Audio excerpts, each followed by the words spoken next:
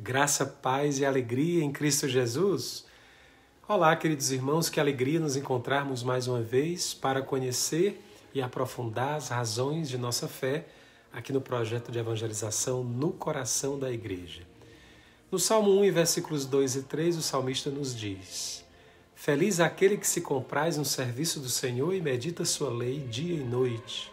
Ele é como a árvore plantada na margem das águas correntes. Dá fruto na época própria, sua folhagem não murchará jamais. Tudo o que empreende prospera. Nesse sentido, somos convidados a sair da superficialidade da nossa fé e mergulhar nos ensinamentos da Santa Igreja. Hoje nós iremos refletir sobre os padres e doutores da Igreja. Veja bem, quando dizemos o Santo Padre, no singular, estamos falando do Papa. Mas quando dizemos os Santos Padres ou os Padres da Igreja, estamos nos referindo àqueles famosos mestres da doutrina e da fé que viveram nos primeiros séculos da Igreja. Eles foram os primeiros construtores da teologia, os guias ou pais na elaboração da doutrina da Igreja. Padres quer dizer pais, geradores ou fontes. O período em que viveram chama-se patrística e o estudo de sua vida e de suas obras leva o nome de patrologia. Os santos padres da Igreja têm 4 características fundamentais. A primeira, antiguidade. Situam-se entre os séculos II e VIII. Normalmente se considera o período da patrística o que vai dos apóstolos até Santo Isidoro de Sevilha, século VI no Ocidente, e até a morte de São João Damasceno, século VIII, no Oriente. A segunda característica é a ortodoxia. A sua doutrina é correta e aprovada pela Igreja. A terceira é a santidade de vida, são mestres e testemunhas da fé. E a quarta, a aprovação, são reconhecidos pela Igreja como tais. A literatura patrística divide-se basicamente em 3 períodos. O primeiro são os padres do período anteniceno, anterior ao primeiro grande concílio ecumênico de Nicéia, ocorrido em 324 d.C. A segunda é o período niceno, referente à época do concílio e imediatamente posterior ao concílio de Nicéia. E o terceiro período é o pós-niceno, do século V ao século VIII, em que se reelaboram as doutrinas já formuladas pelo magistério da Igreja, tendo como pauta algumas outras preocupações de caráter eclesiológico e moral no Ocidente. Quais são os padres da Igreja mais famosos?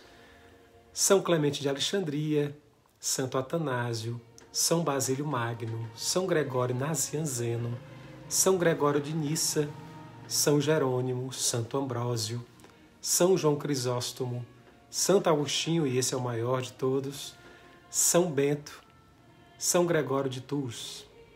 E quem são os doutores da Igreja? Os doutores da Igreja são santos e santas que nos diferentes períodos históricos da Igreja distinguiram-se pela doutrina reta, grande sabedoria, santidade de vida e obras de notável valor, escritos ou pregações.